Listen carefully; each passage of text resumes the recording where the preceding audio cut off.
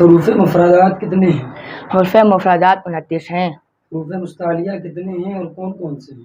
حروف مستعلیہ 7 ہیں اور وہ یہ ہیں خا، صاد، ضاد، طا، ظا، غین، قاف۔ حروف مستعلیہ کو کیسے پڑھتے ہیں اور ان کا مجموعہ کیا ہے؟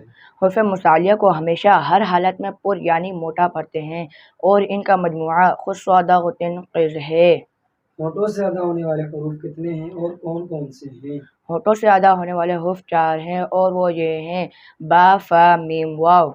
حروف صفیریہ یعنی سیٹی والے حروف کتنے ہیں اور کون کون سے ہیں؟ حروف صفیریہ یعنی سیٹی والے حروف 3 ہیں، زا، سین، صاد۔ حرکات کسے کہتے ہیں؟ زبر زیر پیش کو حرکات کہتے ہیں۔ حرکات کو کس طرح پڑھیں گے؟ حرکات کو بغیر کھینچے بغیر جھٹکا دیے معروف پڑھیں گے۔ حروف قریب الصوت کتنے ہیں اور کون کون سے ہیں؟ حروف قریب الصوت 16 ہیں، تا، طا، ذال، ظا، ظا، سا، سین، صاد، دال، ضاد، کاف، قاف، حمزہ، ہا، حا، حمزہ، عین۔ تنوین کسے کہتے ہیں؟ دو زبر دو سے دو پیش کو تنوین کہتے ہیں۔ تنوین نون ساکن ہوتا ہے جو کلمے کے آخر میں آتا ہے، اس لیے تنوین کی آواز نون ساکن کی طرح ہوتی ہے۔ حروف مدہ کتنے ہیں اور کون کون سے ہیں؟ حروف مدہ 3 ہیں اور وہ یہ ہیں الف، واو، یا۔ الف مدہ، واو مدہ اور یا مدہ کب ہوگا؟ الف سے پہلے زبر ہو تو الف مدہ، واو ساکن سے پہلے پیش ہو تو واو مدہ اور یا ساکن سے پہلے زیر ہو تو یا مدہ ہوگا۔ حروف مدہ کو کیسے پڑھتے ہیں؟ حروف مدہ کو ایک الف یعنی 2 حرکات کے برابر کھینچ کر پڑھتے ہیں۔ کھڑی حرکات کسے کہتے ہیں؟ کھڑے زبر کھڑے زیر اور الٹے پیش کو کھڑی حرکات کہتے ہیں۔ کھڑی حرکات کو کیسے پڑھتے ہیں؟ کھڑی حرکات کو حروف مدہ کی طرح ایک الف یعنی 2 حرکات کے برابر کھینچ کر پڑھتے ہیں۔ حروف لین کتنے ہیں اور کون کون سے ہیں؟ حروف لین 2 ہیں، واو، یا۔ حروف لین کو کس طرح پڑھتے ہیں؟ حروف لین کو بغیر کھینچے بغیر جھٹکا دیے نرمی سے معروف پڑھتے ہیں۔ واو لین اور یا لین کب ہوگا؟ واو ساکن سے پہلے زبر ہو تو واو لین اور یا ساکن سے پہلے زبر ہو تو یا لین ہوگا۔ قلقلہ کے کیا معنی ہیں؟ قلقلہ کے معنی جنبش اور حرکت کے ہیں، یعنی ان حرف کے ادا ہوتے وقت مخرج میں جنبش کی ہوتی ہے، اس لیے آواز لوٹتی ہوئی نکلتی ہے۔ حروف قلقلہ کتنے ہیں، کون کون سے ہیں اور ان کا مجموعہ کیا ہے؟ حروف قلقلہ 5 ہیں اور وہ یہ ہیں قاف، طا، با، جیم، دال۔ حروف قلقلہ کا مجموعہ کتب جدن ہے۔ حروف قلقلہ میں کب قلقلہ خوب ظاہر ہوگا؟ جب حروف قلقلہ ساکن ہو تو ان میں قلقلہ خوب ظاہر ہوگا۔ حمزہ ساکنہ کو کیسے پڑھتے ہیں؟ حمزہ ساکنہ کو ہمیشہ جھٹکا دے کر پڑھتے ہیں۔ نون ساکن اور تنوین کے کتنے قاعدے ہیں اور کون کون سے ہیں؟ نون ساکن اور تنوین کے 4 قاعدے ہیں اور وہ یہ ہیں اظہار، اخفا، ادغام، اقلاب۔ اظہار کا قاعدہ سنائیں۔ نون ساکن اور تنوین کے بعد حروف حلقی میں سے کوئی حرف آ جائے تو اظہار ہوگا، یعنی نون ساکن اور تنوین میں غنہ نہیں کریں گے۔ حروف حلقی کتنے ہیں اور کون کون سے ہیں؟ حروف حلقی 6 ہیں اور وہ یہ ہیں حمزہ، ہا، عین، حا، غین، خا۔ اخفا کا قاعدہ سنائیں۔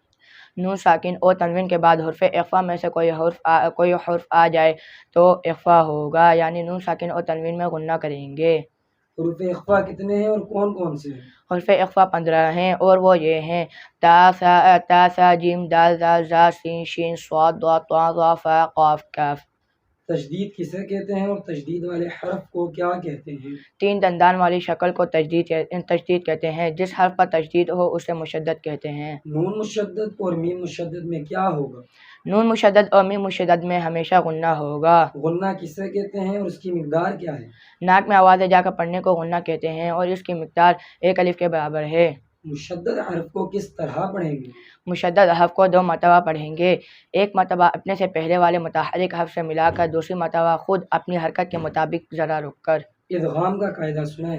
نون ساکن اور تنوین کے بعد نون ساکن یا تنوین کے بعد حرف یرملون میں سے کوئی حرف آ جائے تو ادغام ہوگا، را اور لام میں بغیر غنہ کے، باقی 4 میں غنہ کے ساتھ۔ حروف یرملون کتنے ہیں اور کون کون سے ہیں؟ حروف یرملون 6 ہیں اور وہ یہ ہیں یا، را، میم، لام، واو، نون۔ اقلاب کا قاعدہ سنائیں۔ نون ساکن یا تنوین کے بعد حرف با آ جائے تو اقلاب ہوگا، یعنی نون ساکن اور تنوین کو میم سے بدل کر اخفا کریں گے، یعنی غنہ کر کے پڑھیں گے۔ میم ساکن کے کتنے قاعدے ہیں اور کون کون سے ہیں؟ میم ساکن کے 3 قاعدے ہیں اور وہ یہ ہیں ادغام شفوی، اخفاء شفوی، اظہار شفوی۔ ادغام شفوی کا قاعدہ سنائیں۔ میم ساکن کے بعد دوسری میم آ جائے تو میم ساکن میں ادغام شفوی ہوگا، یعنی غنہ کریں گے۔ اظہار شفوی کا قاعدہ سنائیں۔ میم ساکن کے بعد با اور میم کے علاوہ کوئی حرف آ جائے تو میم ساکن میں اظہار شفوی ہوگا، یعنی غنہ نہیں کریں گے۔ تفخیم اور ترکیب کے کیا معنی ہیں؟ تفخیم کے معنی حرف کو پر پڑھنا اور ترکیب کے معنی حرف کو باریک پڑھنا ہے۔ اس میں جلالت اللہ عز و جل کے لام کو کب پر اور کب باریک پڑھیں گے؟ اس میں جلالت اللہ عز و جل کے لام سے پہلے حرف پر زبر یا پیش ہو تو اس میں جلالت اللہ عز و جل کے لام کو پر پڑھیں گے، اور اس میں جلالت اللہ عز و جل کے لام سے پہلے حرف پر حرف کے نیچے زیر ہو تو اس میں جلالت اللہ عز و جل کے لام کو باریک پڑھیں گے۔ الف کو کب پر اور کب باریک پڑھیں گے؟ الف سے پہلے پر حرف آ جائے تو الف کو پر، اور باریک حرف آ جائے تو الف کو باریک پڑھیں گے۔ را کو پر پڑھنے کی صورتیں بتائیں۔ را پر زبر یا پیش ہو، را پر دو زبر یا دو پیش ہو، را پر کھڑا زبر ہو، را ساکن سے پہلے حرف پر زبر یا پیش ہو، را ساکن سے پہلے زیر عارضی زیر ہو، را ساکن سے پہلے زیر دوسرے کلمے میں ہو، را ساکن کے بعد حروف مستعلیہ میں سے کوئی حرف اسی کلمے میں ہو تو ان سب صورتوں میں را کو پر پڑھیں گے۔ را کو باریک پڑھنے کی صورتیں بتائیں۔ را کے نیچے زیر یا دو زیر ہو، را ساکن سے پہلے زیر اصلی اسی کلمے میں ہو، را ساکن سے پہلے یا ساکنہ ہو تو ان سب صورتوں میں را کو باریک پڑھیں گے۔ عارضی زیر کسے کہتے ہیں؟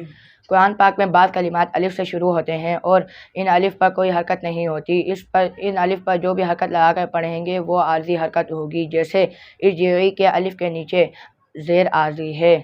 مد کے کیا معنی ہیں اور اس کے کتنے سبب ہیں اور کون کون سے ہیں؟ مد کے معنی دراز کرنا اور کھینچنا ہے۔ مد کے سبب دو ہیں، حمزہ، سکون۔ مد کی کتنی قسمیں ہیں اور کون کون سی ہیں؟ مد کی 6 قسمیں ہیں اور وہ یہ ہیں: مد متصل، مد منفصل، مد لازم، مد لین لازم، مد عارض، مد لین عارض۔ مد متصل کب ہوگا؟ حرف مدہ کے بعد حمزہ اسی کلمے میں ہو تو مد متصل ہوگا۔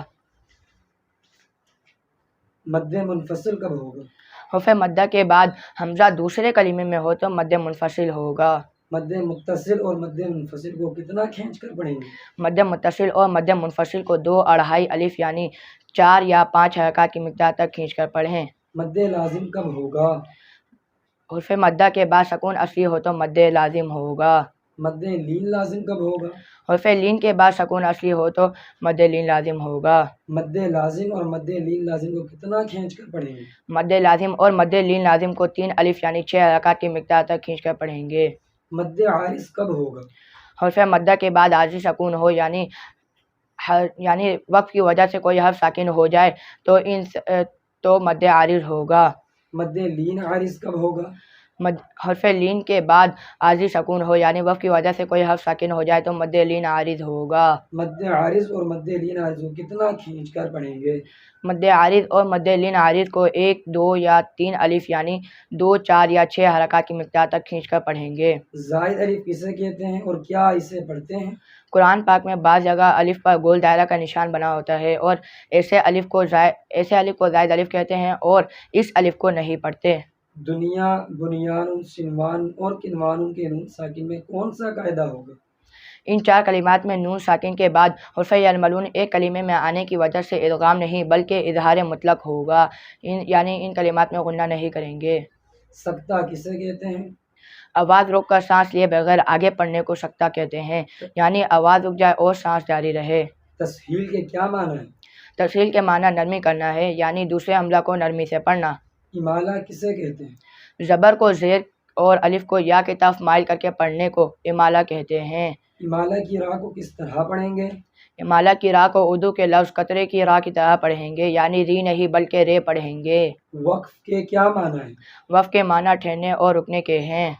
وقف کی حالت میں کلمے کے آخری حرف پر زبر زیر پیش 2 زیر یا 2 پیش ہو تو کیا کریں گے؟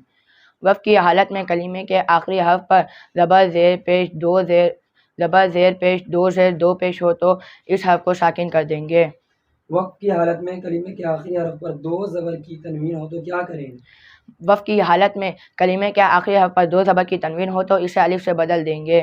وقف کی حالت میں گول تا ہو تو کیا کریں گے؟ گول تا پر خواہ کوئی بھی حرکت ہو اسے وقف میں ہا ساکن سے بدل دیں گے۔ نون قطنی کسے کہتے ہیں؟ تنوین کے بعد حمزہ وصلی آ جائے تو وصل میں حمزہ وصلی کو گراتے ہوئے نون ساکن کو زیر دے کر ایک چھوٹا سا نون لکھ دیا جاتا ہے، اسے نون قطنی کہتے ہیں۔ گوئل دائرہ وقفے کی کون سی علامت ہے اور اس پر کیا کرنا چاہیے؟ یہ وقفے تام اور آیت مکمل ہونے کی علامت ہے، اس پر ٹہرنا چاہیے۔ میم وقف کی کون سی علامت ہے، اس پر کیا کرنا چاہیے؟ یہ وقف لازم کی علامت ہے، یہاں ضرور ٹہرنا چاہیے۔ تواں وقف کی کون سی علامت ہے، اس پر کیا کرنا چاہیے؟ یہ وقف مطلق کی علامت ہے، اس پر ٹہرنا بہتر ہے۔ جیم وقف کی کون سی علامت ہے اور اس پر کیا کرنا چاہیے؟ یہ وقف جائز کی علامت ہے، یہاں ٹھہرنا بہتر اور نہ ٹھہرنا جائز ہے۔ زا وقف کی کون سی علامت ہے اور اس پر کیا کرنا چاہیے؟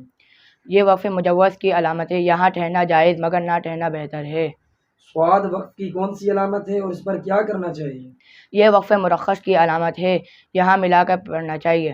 لا پر وقف کی وضاحت فرمائیں۔ اگر آیت کے اوپر لا لکھا ہو تو ٹہرنے اور نہ ٹھہرنے میں اختلاف ہے، اگر آیت کے علاوہ لا لکھا ہو تو نہ ٹھہریں۔ اعادہ کسے کہتے ہیں؟ وقف کرنے کے بعد پیچھے سے ملا کر پڑھنے کو اعادہ کہتے ہیں۔ سنتوں کا پابند اور نیک بننے کے لیے کون سا وظیفہ پڑھنا چاہیے؟ سنتوں کا پابند اور نیک بننے کے لیے چلتے پھرتے یا خبیرو پڑھنا چاہیے۔ علم کے 5 درجات کون سے ہیں؟ ان کے 5 درجات یہ ہیں: پہلا خاموشی، دوسرا توجہ سے سننا، تیسرا جو سنا اسے یاد رکھنا، چوتھا جو سیکھا اس پر عمل کرنا، پانچواں جو علم حاصل ہوا اسے دوسروں تک پہنچانا۔ حافظے کی مضبوطی کا وظیفہ بتائیں۔ یا علیمو 21 بار اول و آخر ایک ایک بار درود شریف پڑھ کر پانی میں دم کر 40 روز تک نہار منہ پینے یا پلانے سے انشاءاللہ عز و جل پینے والے کا حافظہ مضبوط ہوگا۔ سبق یاد کرنے سے پہلے کون سی دعا پڑھنی چاہیے؟ سبق یاد کرنے سے پہلے اول و آخر درود شریف پڑھ کر یہ دعا: اللہم افتح علینا حکمتک وانشر علینا رحمتک یا ذا الجلال والاکرام پڑھنی چاہیے۔ وضو کے کتنے فرائض ہیں اور کون کون سے ہیں؟ وضو کے 4 فرائض ہیں: پہلا پورا چہرہ دھونا، دوسرا کوہنیوں سمیت دونوں ہاتھ دھونا، تیسرا چوتھائی سر کا مسح کرنا، چوتھا ٹکنوں سمیت دونوں پاؤں دھونا۔ غسل کے کتنے فرائض ہیں اور کون کون سے ہیں؟ غسل کے 3 فرائض ہیں: پہلا کلی کرنا، دوسرا ناک میں پانی چڑھانا، تیسرا تمام ظاہری بدن پر پانی بہانا۔ تیمم کے کتنے فرائض ہیں اور کون کون سے ہیں؟ تیمم کے 3 فرائض ہیں اور وہ یہ ہیں: پہلا نیت، دوسرا پورے چہرے پر ہاتھ پھیرنا، تیسرا دونوں کوہنیوں سمیت دونوں ہاتھوں کا مسح کرنا۔ نماز کی کتنی شرائط ہیں اور کون کون سی ہیں؟ نماز کی 6 شرائط ہیں اور وہ یہ ہیں: پہلا طہارت، دوسرا ستر عورت، تیسرا استقبال قبلہ، چوتھا وقت، پانچواں نیت، چھٹا تکبیر تحریمہ۔ نماز کے کتنے فرائض ہیں اور کون کون سے ہیں؟ نماز کے 7 فرائض ہیں اور وہ یہ ہیں: پہلا تکبیر تحریمہ، دوسرا قیام، تیسرا قرات، چوتھا رکوع، پانچواں سجود، چھٹا قعدہ اخیرہ، ساتواں خروج بسنعہ۔